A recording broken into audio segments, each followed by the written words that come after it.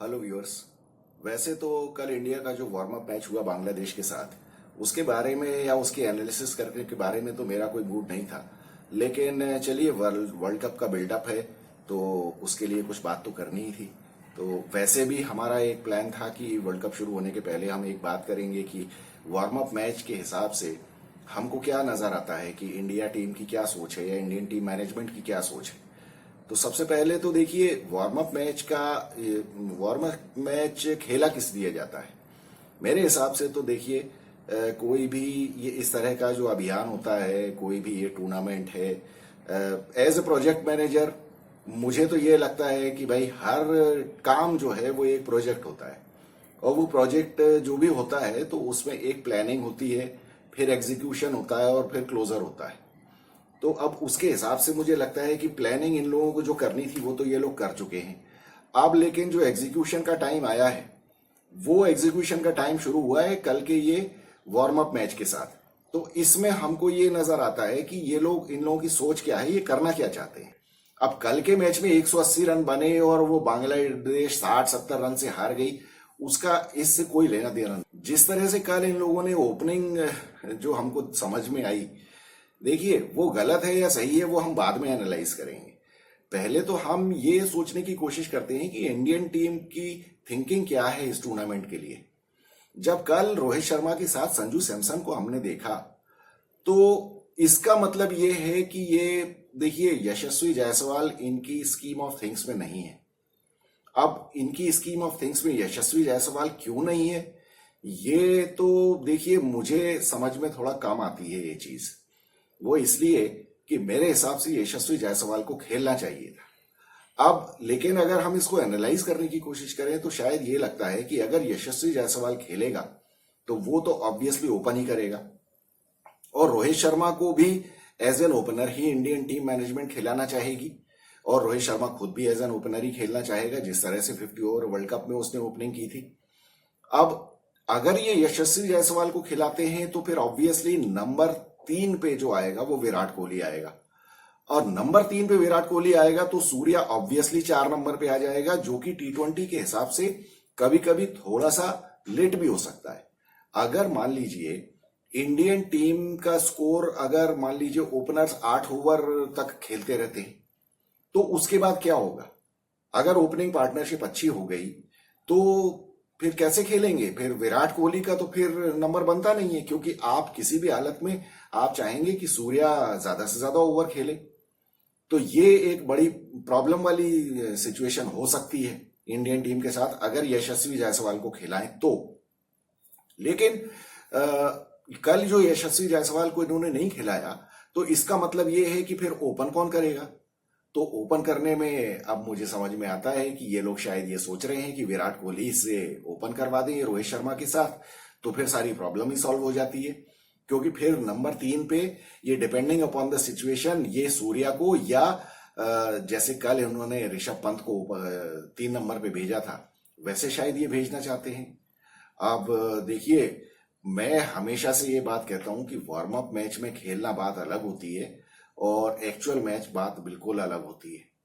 देखिए, warm up match मेरे हिसाब से एक तरह से नेट प्रैक्टिस है। आप नेट प्रैक्टिस कितनी भी कर लें, लेकिन जब तक आप मैच नहीं खेलेंगे तब तक आपकी परफॉर्मेंस सामने निकल के नहीं आएगी, और जो भी परफॉर्मेंस आप करेंगे उसको आप 100% you can not take it for granted कि आप मैच में भी वैसा ही परफॉर्म कर देंगे। वो बात अलग है कि वार्म अप मैच में भी आप आउट हो गए तो हो गए, वो वाली बात होती है। लेकिन वहां पे एक सबसे बड़ी बात ये रहती है कि अगर आउट भी हो गए तो कोई बात नहीं, कोई टीम थोड़ी हारे जा रही है, और हार भी गए तो भी कोई प्रॉब्लम नहीं है। तो ये एक जो फीलिंग है ना, जो सबसे पहले तो इंडियन टीम को हार का जो डर है जो इन टूर्नामेंट्स में रहता है, उसके ऊपर काबू पाने के लिए वार्म अप मैच कोई सोल्यूशन नहीं है। ये तो मैच में ही जाके इनको करना पड़ेगा जो भी है। अब उसके बारे में तो कुछ किया नहीं जा सकता, ये तो अपनी थिंकिंग खुद ही इनको चेंज करनी पड़ेगी। क्योंकि मेरा कहना यह है कि भाई हार जाते हो तो जो गालियां पड़ती हैं वो आपको तो वैसे भी पड़नी है, तो डर के खेलने से फायदा क्या है। कम से कम आप अपनी प्रोसेस सही रखो, जो आपको करना चाहिए आप वो करो, और उसके बाद रिजल्ट की चिंता मत करो। क्योंकि गाली, अगर हार गए तो गाली तो पड़नी है, तो उससे क्या फायदा, उसको सोच के डर के खेलने से कोई फायदा नहीं। तो यहाँ पे अब इन लोगों ने, मुझे ऐसा लगता है कि यशस्वी जायसवाल को तो डिस्कार्ड कर, अब वो तो अगर कोई अनफिट होता है बैट्समैन तभी ही आएगा, वो मतलब टीम में आएगा। तो मुझे ऐसा लग रहा है कि विराट कोहली और रोहित शर्मा ओपन करेंगे। तो फिर ये लोग क्या कर सकते हैं कि फिर इनको ऐसा लग रहा है कि शायद ये फिर शिवम दुबे को भी खिला पाए। अभी अगर हम ये देखें कि इनके मेन बैट्समैन हैं कौन, होने कौन से चाहिए, तो देखिए विराट, रोहित, सूर्य कुमार यादव, हार्दिक पांड्या, ऋषभ पंत, ये 5 तो आपके बैट्समैन हैं। ये 5 तो बैट्समैन आपको चाहिए ही चाहिए, और इन सबसे आपको अच्छी बैटिंग की उम्मीद रहेगी।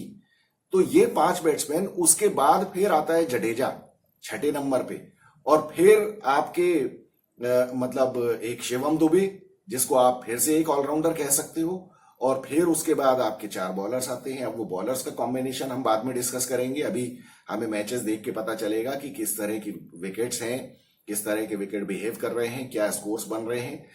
ये तो मैं पहले भी कह चुका हूं आपको कि मुझे ऐसा लगता है इस वर्ल्ड कप में 180 will be a winning target. वो बांग्लादेश की टीम तो बहुत खराब खेल रही है और खेलती ही चली आ रही है, तो इसलिए मैं कुछ कह नहीं सकता। दूसरी बात, ये जो ड्रॉप इन विकेट थी कल के मैच में, ये मुझे ऐसा लगता है कि इसके ऊपर पहला मैच खेला गया है, तो अभी ये विकेट थोड़ा सेटल होगा, कह नहीं सकते। अब जैसे हिमांशु पाल ने भी ये कहा था कि भाई कल का वार्नअप मैच में सभी ने अच्छा परफॉर्म किया, या चलो बांग्लादेश की ऐसी हालत खराब हो गई, तो मैंने उनको यही जवाब दिया था कि अभी कुछ भी कहना मुश्किल है। ये विकेट भी थोड़ा सेटल होगा, इसके ऊपर जब मैचेस खेले जाएंगे तब पता चलेगा हमको कि क्या होगा।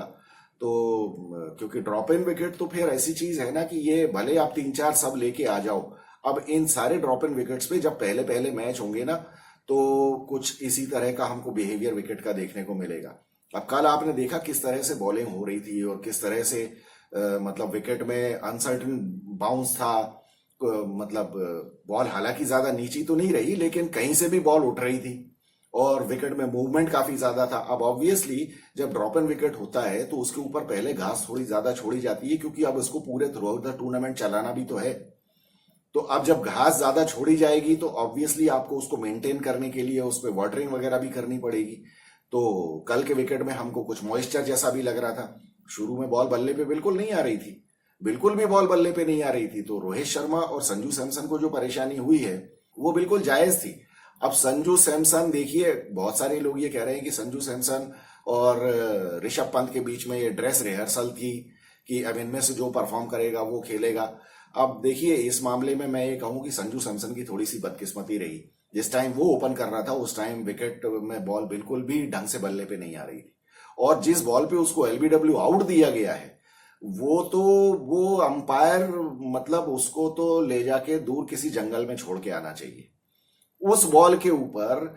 अरे यार, मतलब अजीब सी बात है यार, लेफ्ट आर्म सीमर बॉल कर रहा है ओवर द विकेट, और बैट्समैन के पैर में लग रही है, जो कि लेग स्टंप का स्टांस लेके खड़ा हुआ है। आपने देखा कि वो जरा सी बिल्कुल इतनी सी टच कर रही थी, वो अंपायर कॉल की वजह से वो बेचारा आउट हो गया। हम हमेशा, और पूरी जनता आप टूट पड़ी कि संजू सैमसन को इतने मौके मिलते हैं और जब एंड टाइम पे वो गड़बड़ कर देता है, उसमें उस आउट होने में उसकी कोई गलती नहीं थी। वो that was share bad luck, और शेयर बैड लक और share stupidity of the umpire. कोई भी समझदार अंपायर उसको नहीं देगा। लेकिन वो कौन, पॉल राइफल था या कौन था यार, पॉल राइफल नहीं दिया होगा, ऐसी हरकतें वही करता है। वो दूसरा कौन था, वो रिचर्ड, क्या नाम है उसका, नाम भूल गया मैं उसका, वो थोड़े फिर भी समझदार डिसीजंस देता है। लेकिन यार ये तो बहुत ही गलत हुआ संजू सैमसन के साथ। वो उस बेचारे की बड़ी बदकिस्मती है। अब मैं ये नहीं कहता कि वो खेलता तो कितने रन बना देता, क्या करता क्या नहीं करता, लेकिन जो आउट हुआ है वो गलत है। अब आप संजू सैमसन को इस परफॉर्मेंस के ऊपर बाहर कर दोगे, अब मेन टीम में नहीं आएगा, क्योंकि ऋषभ पंत ने रन बना दिए। अब ऋषभ पंत ने रन बना दिए तो ऋषभ पंत, चलिए ठीक है, आप खिला लो उसको। लेकिन यार मुझे ये नहीं समझ में आ रहा है कि शुरुआत में आप करोगे क्या।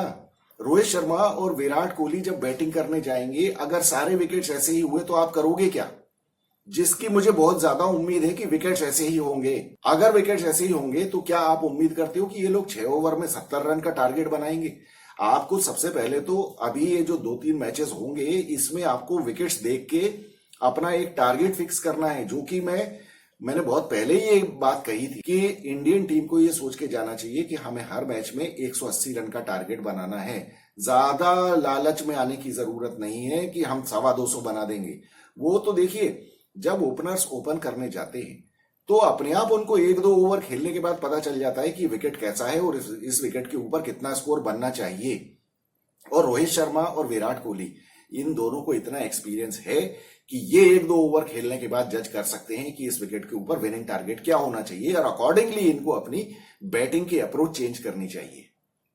अब एक बात बताइए, आप 180 रन का स्कोर, मान लीजिए कल का ही जैसे विकेट होता और इसमें आपका मैच होता ऑस्ट्रेलिया के साथ, तो आप क्या करते? वो उस हिसाब से आपको सारे मैचेस में बैटिंग करनी पड़ेगी ना। तो उसके लिए ठीक है, मैंने मान लिया विराट कोहली और रोहित शर्मा, अगर मान लीजिए विकेट में इसी तरह का बाउंस है, आप नहीं बना पा रहे, 6 ओवर में 40 रन ही बनते हैं, तो फिर आप क्या करेंगे? फिर पीछे के बल्लेबाज जो आने वाले हैं, ये इस तरह का विकेट अगर होगा, कल आपने देखा कि शिवम दुबे के बल्ले में बॉल नहीं आ रही थी, वो बात अलग है कि उसकी आईपीएल से ही, वो आईपीएल का जो एंड आ रहा था तभी से उसकी बल्ले में बॉल नहीं आ रही है, लेकिन विकेट भी कोई ऐसा नहीं था कि जिसमें आप मनचाहे छक्के मार दें। हार्दिक पांड्या ने हालांकि बहुत अच्छी बैटिंग की, हार्दिक पांड्या ने अच्छी बैटिंग की, लेकिन उसमें बॉलर की भी गलती थी, उसने बॉलर ने बॉल भी खराब डाली। अगर कोई बॉलर अच्छी बॉल डालेगा, और आई एम श्योर कि यहां पे तो बॉल स्पिन भी बहुत होगी।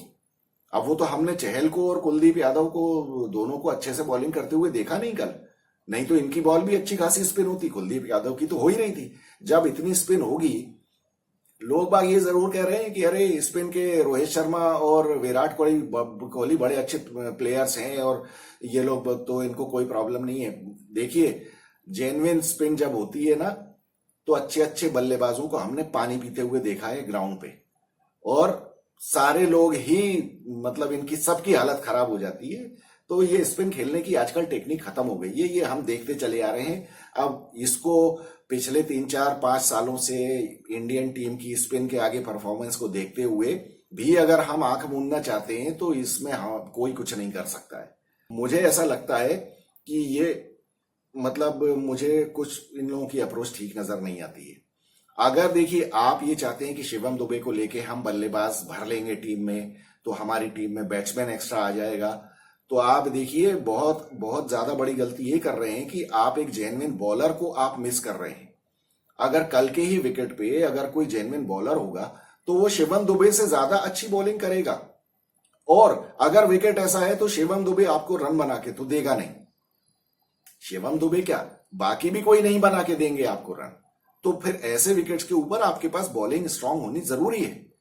बाकी ये है कि बैट्समैन जो भी चल रहे हैं, देखिए बात वो पुरानी बिल्कुल सही है कि अगर 6 बैट्समैन आपका काम नहीं कर सकते तो 7 भी नहीं कर पाएंगे, क्योंकि 7वें 8वें की तो बैटिंग ही नहीं आएगी। और अगर उनकी 7वें 8वें की बैटिंग आती है तो वो तब आएगी जब उनको या तो सिर्फ 2 ओवर खेलने को मिले, या फिर उनको सीधे 12 ओवर खेलने को मिले, तब भी वो कुछ नहीं कर पाएंगे। क्योंकि अगर आपके पहले 8-10 ओवर में 6 विकेट गिर जाते हैं तो बाकी 7वें 8वें नंबर पे आप, मैं कह रहा हूं विवियन रिचर्ड्स को भी खिला दोगे तो वो क्या कर लेगा, जब मालूम है उसी के पीछे फिर उसका सपोर्ट देने वाला कोई नहीं है। तो ये चीज मुझे जमती नहीं है। आपको एक प्रॉपर कॉम्बिनेशन के साथ जाना चाहिए, और उसमें भले शिवम दुबे की जगह बने या ना बने, उससे कोई फर्क नहीं पड़ता है। आप ये बेसिक मिस्टेक कर रहे हो। अगर आप विराट कोहली से ओपन कराओगे तो जिस दिन आपकी टीम फंसेगी उस दिन आपको पीछे बचाने वाला कोई नहीं होगा। विराट कोहली की सबसे बड़ी यूटिलिटी वो है कि वो फिर पीछे, अगर मान लीजिए ऊपर विकेट गिर जाते हैं तो वो गेम को मनूवर कर लेता है, वो गेम को चला लेता है विकेट के हिसाब से, सामने वाली बॉलिंग के हिसाब से। जो विराट कोहली में जो समझ है ये कि मुझे किस बॉलर को पीटना है, किसको रोकना है, वो बाकी किसी बैट्समैन में नहीं है। उसके लिए विराट कोहली का पीछे आना जरूरी है। लेकिन अब आप उसको उसकी बलि देना चाहते हो ओपन करवा के कि नहीं भैया तुम ही 170 की स्पीड से ओपन भी करके दे दो हमें, तो फिर वो जिस दिन वो आउट हो जाएगा उस दिन आपकी बहुत बड़ी मुसीबत हो जाएगी। उस दिन आपकी बहुत बड़ी मुसीबत होगी, आप वही मैच हारोगे, चाहे वो आयरलैंड के साथ हो, चाहे वो किसी और के साथ हो। जिस दिन विराट कोहली जल्दी आउट हो गया उस दिन आप समझ लो कि मैच गया हाथ से आपके, क्योंकि बाकी लोगों की फिर सिट्टी पिट्टी गुम हो जाती है। वो हमने देखा है, इन लोगों को लंबी पारी खेलने की आदत नहीं है, मैच चलाने की आदत नहीं है। तो मुझे तो ये ठीक बात लगती नहीं है। आप जबरदस्ती शिवम दुबे को क्यों घुसाना चाह रहे हो? हाँ, आप ये कहते हो कि नहीं शिवम दुबे आके पीछे से छक्के चौके मार के और फिनिश कर देगा गेम, तो इसका मतलब ये है कि फिर विकेट बैटिंग के लिए अच्छा होगा। अगर विकेट बैटिंग के लिए अच्छा होगा जहां पे कि शिवम दुबे छठे सातवें नंबर पे आके आपको 50-60 रन 15 बॉलों में बना के दे दे, तो ये कल वाले विकेट पे तो पॉसिबल नहीं है ना, जहां बॉल बल्ले पे नहीं आ रही है। तो अगर विकेट अच्छा नहीं है तो वहां शिवम दुबे भी नहीं कर पाएगा। और अगर विकेट इतना अच्छा है कि सातवें आठवें नंबर पे आके शिवम दुबे 15 बॉलों में 60 रन बना के आपको दे सकता है, तो फिर ऊपर वाले क्या करेंगे? तो ऐसे विकेट पे तो ऊपर वाले फिर शिवम दुबे की बैटिंग ही नहीं आने देंगे ना। ये कॉमन सेंस की बात है कि नहीं? शिवम दुबे की बैटिंग आएगी कब? जब ऊपर से विकेट गिरेंगे। जब ऊपर से विकेट गिरेंगे इसका मतलब है कि विकेट में कुछ जान है बॉलर्स के लिए, तो फिर शिवम दुबे भी आपको रन करके नहीं देगा। तो शिवम दुबे को एक्चुअली खिलाने का आइडिया बेसिकली गलत है। शिवम दुबे की जगह नहीं बनती है टीम में, बिल्कुल नहीं बनती। और बॉलिंग वो जिस तरह की कर रहा है उस तरह की बॉलिंग की आपको जरूरत ही नहीं है। अब कल के विकेट पे शिवम दुबे बॉलिंग करता है या नहीं करता उससे कोई फर्क नहीं पड़ता, क्योंकि आप किसी भी हालत में कुलदीप यादव बुमराह इनके ओवर तो कम करेंगे नहीं, क्योंकि इनके ओवर कम करके ही शिवम दुबे से ओवर करवाए गए ना। अगर विकेट कल जैसा है तो शिवम दुबे की तो बॉलिंग आएगी बाद में, पहले तो बुमराह और कुलदीप यादव ही निपटा देंगे, सिराज निपटा देगा, अर्शदीप निपटा देगा। अर्शदीप ने बहुत अच्छी बॉलिंग की कल, बहुत सही टप्पे पे बॉल डाली उसने, बहुत खुश हुआ मैं तो, बहुत ही अच्छी बात है। और उसको और कामयाबी मिले वर्ल्ड कप में, मैं तो यही चाहता हूं। तो अर्शदीप, कुलदीप यादव, जसप्रीत बुमराह, सिराज, ये चार ही निपटा देंगे कल जैसे विकेट के ऊपर। शिवम दुबे की बॉलिंग की जरूरत क्या है? वो हार्दिक पांड्या है, फिर उसके बाद वो जडेजा है, तो आप क्या यार, क्या फालतू की बात है। शिवम दुबे की जगह टीम में बनती नहीं है। आप जिस आइडिया से उसको खिलाना चाह रहे हो वो आइडिया एग्जीक्यूट होने की पॉसिबिलिटी है नहीं, वो सिचुएशन आने वाली नहीं है। मैंने अभी आपको बताया, अगर विकेट खराब है तो पीछे से आके शिवम दुबे कोई रन नहीं बना सकता, और अगर विकेट बैटिंग के लिए अच्छा है तो शिवम दुबे की बैटिंग ही नहीं आएगी। क्या कर लोगे आप? तो इसलिए, और आप विकेट अगर अच्छा है और शिवम दुबे को खिला लोगे आप, तो उसकी पहली तो बैटिंग नहीं आएगी, दूसरी बात उससे बॉलिंग आप करवाओगे नहीं, तो फिर मतलब क्या है उसको खिलाने का? अगर विकेट बैटिंग के लिए अच्छा होता है तो फिर सभी लोग मार लेते, फिर जडेजा भी मार लेगा, फिर हार्दिक पांड्या तो खैर मारता ही है, वो भी मार लेगा, सारे लोग ही कर लेंगे, और ये छठे सातवें नंबर से पीछे की बैटिंग आने वाली नहीं है फिर। और खराब विकेट है तो फिर खराब विकेट में आपको as a bowler Shivam Dubey की जरूरत नहीं है, फिर आप उसकी जगह आपको खिलाना ही है तो किसी अच्छे बॉलर को ही खिला लो, या तो उसकी भी जरूरत नहीं पड़ेगी, फिर आपके ये बॉलर निपटा देंगे मिलके, चार बॉलर जडेजा और हार्दिक पांड्या, और बाकी तो बैटिंग में जितने रन बनने हैं वो तो बनने ही है। तो मुझे ये बात समझ में नहीं आती इन लोगों की थिंकिंग। देखिए, मैं हमेशा से ये कहता हूं, ये लोग एंड टाइम पे जाके गड़बड़ करते हैं। ये जो विराट कोहली से ओपन कराने वाली और ये शिवम दुबे का लालच आ रहा है खिलाने का, फिर शिवम दुबे अगर एक दो मैचेस में नहीं खेलेगा तो फिर इनकी लाट टपकने पड़ लगेगी रिंकू सिंह के ऊपर। रिंकू सिंह, देखिए रिंकू सिंह के बारे में दुनिया कुछ भी कहे, रिंकू सिंह की जगह टीम में नहीं बनती है। रिंकू सिंह देखिए T20 और वर्ल्ड कप मैचेस में ये बिल्कुल स्पेशलिस्ट बैट्समैन की तरह नहीं खिला सकते आप किसी भी आदमी को, सिर्फ इसलिए कि वो एक फिनिशर अच्छा है। अभी देखिए उसका सैंपल साइज बहुत कम है, बहुत कम मैचेस खेले हैं उसने, जो मैचेस खेले हैं वो कोई बहुत अच्छी टीमें नहीं थी। अभी उसने कोई इंग्लैंड, ऑस्ट्रेलिया, न्यूजीलैंड इनके सामने फिनिश करके नहीं दिए हैं मैचेस। अभी वो साउथ अफ्रीका में खेल लिया या अफगानिस्तान के सामने खेल लिया, ये टीमें मेरी नजर में कोई बहुत ज्यादा बड़ी टीमें नहीं है। और इस टीम में अभी इस वर्ल्ड कप में सबसे बड़ी थ्रेट वेस्ट इंडीज है, चाहे कोई माने या ना माने। मैं तो ये कह रहा हूं कि बिल्कुल हर हालत में मुझे लगता है कि वेस्ट इंडीज पहुंचने वाली है, बल्कि जीतने वाली है फाइनल। बाकी कोई कुछ इनका बाल भी बांका नहीं कर पाएगा। किसी दिन बहुत बुरा दिन हो, कभी किसी नॉकआउट मैच में वेस्ट इंडीज हार जाए तो बात अलग है, अदरवाइज मुझे नहीं समझ में आता। तो मेरे हिसाब से तो ये इंडियन टीम ने ये शुरुआत ही बहुत गड़बड़ कर दी है। मुझे नहीं समझ में आता विराट कोहली से ओपन करवाने का काम, और ये जो शिवम दुबे को खिलाने का लालच जो है कि हम एक एक्स्ट्रा बैट्समैन खिला लें, ये रोहित शर्मा, राहुल द्रविड़, इनकी हमेशा से ये डरपोकपने की आदत है कि इनको एक्स्ट्रा बैट्समैन चाहिए। अरे एक्स्ट्रा बैट्समैन यार 8वें नंबर पे खिलाने का क्या फायदा, जब शुरू के 7 वाले रन नहीं बना पा रहे तो वो 8वां क्या कर देगा यार। और ऐसी कोई नौबत अब कभी आ जाएगी कि आपको बिल्कुल 15 बॉल में तो वो शिवम दुबे भी बना के नहीं देगा कभी, क्योंकि वो अगर ऐसा विकेट होगा तो शुरू वाले बैट्समैन ही बना देंगे ना यार, फिर तो विराट कोहली आउट नहीं होगा। फिर अगर बैटिंग के लिए विकेट अच्छा है तो फिर विराट कोहली खेल जाएगा ना पूरे 17 ओवर, आखिरी 3 ओवर में भी और भी बैट्समैन बचे होंगे। तो ये मुझे समझ में नहीं आया। आप लोग बताइए व्यूअर्स, मेरा तो ये व्यू है कि ये लोग बहुत बड़ी गलती कर रहे हैं इस तरह से। मुझे नहीं लगता कि ये लोग, इनकी कोई विनिंग अप्रोच है, ये डरपोक पने की ज्यादा अप्रोच है। ये विनिंग अप्रोच मुझे नहीं नजर आती है। अगर विनिंग का देखिए तरीका सिर्फ ये होता है कि आप 5 बैट्समैन रखें, 6ठा ऑलराउंडर है और बाकी आप बॉलर्स रखें, प्योर बॉलर्स, स्पेशलिस्ट बॉलर्स। देखिए आपको टूर्नामेंट बॉलर्स ही जिताते हैं, ये कहावत बहुत पुरानी है, सड़ चुकी है ये कहावत। और लेकिन इसमें सच्चाई है। सच्चाई ये है कि जब तक आपके बॉलर्स बिल्कुल टॉप क्लास नहीं होंगे तो सामने वाली टीम के विकेट कैसे लोगे आप यार। डिफिकल्ट कंडीशन आ जाएगी। या अच्छा विकेट होगा बैटिंग के लिए तो फिर आपको अधकचरे बॉलर्स विकेट लेके नहीं देंगे। आप यार शिवम दुबे को खिला लोगे और बहुत अच्छा बैटिंग विकेट है तो उस पर आपको वो विकेट तो लेके देगा नहीं, और रन बनाने के लिए उसकी नौबत आएगी नहीं। तो फिर फायदा क्या है यार। वो सामने वाली टीम इतने रन बना देगी कि फिर आपको बॉलर की मारामारी हो जाएगी, क्योंकि अगर शिवम दुबे को खिलाओगे तो आप बॉलिंग में कंप्रोमाइज करोगे। जब आप बॉलिंग में कंप्रोमाइज करोगे तो आप डेफिनेटली मैच हारोगे, चाहे वो बैटिंग विकेट हो चाहे बॉलिंग विकेट हो, कुछ भी हो। बॉलर्स तो आपके टॉप क्लास होने ही चाहिए, वो तो नॉन नेगोशिएबल है किसी भी हालत में।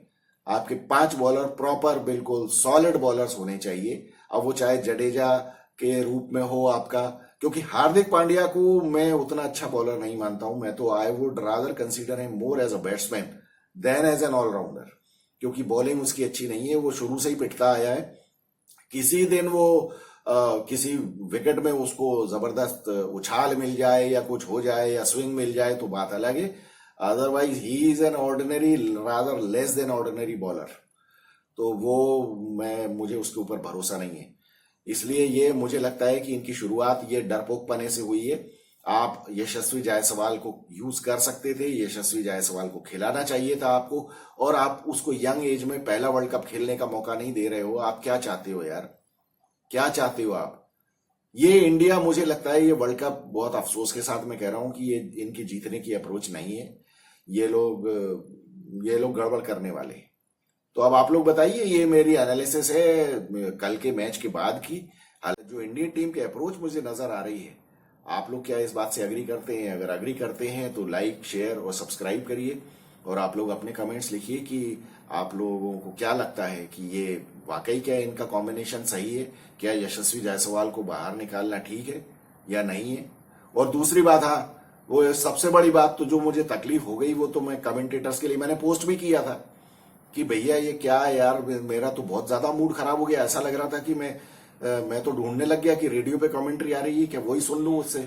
वो बालाजी और ये कौन यार, दोनों मांजरेकर और बांगर, ये तो यार सुला देंगे। ये तो मैच के दौरान नींद आ जाएगी, चाहे कुछ भी हो। ये कुछ भी यार बातें करते हैं यार, वो बहुत ही बेकार कमेंट्री यार। बालाजी को कहां से पकड़ के लाए यार, स्टार स्पोर्ट्स का तो इतना स्टैंडर्ड खराब हो गया। वो सिड, उसका जवाब भी दिया सिड ने कि ये वाकई सही है यार, इससे तो वो गौतम गंभीर को ले आते यार। वो गौतम गंभीर तो खैर बहुत अच्छी कमेंट्री करता है, बाकी यार ये लोग तो बहुत पागल कर दिया इन लोगों ने यार। ये कैसे निकलेगा वर्ल्ड कप अगर यही कमेंटेटर्स रहे? फिर तो बहुत ज्यादा मुश्किल है यार, क्या करेंगे, कैसे देखेंगे लाइव मैच। चलिए तो मिलते हैं अब, जब मैच शुरू होंगे तब बात करेंगे। अब हालांकि ये छोटी टीमों के जो मैचेस हैं इनकी तो एनालिसिस करने का कोई मतलब नहीं है, लेकिन फिर भी हाँ, अभी यहाँ इंटरेस्टिंग होगा ये देखने में कि विकेट्स किस तरह से बिहेव कर रहे हैं। तो मैच की एनालिसिस तो हम करें या नहीं करें, ये जब कनाडा, यूएसए और ये इस तरह के मैचेस जो होंगे, भले मैच की एनालिसिस ना करें लेकिन कम से कम हमको विकेट और ग्राउंड्स वगैरह देखने में कुछ तो अंदाजा मिलेगा, तो हम आगे उसके बारे में डिस्कस करेंगे।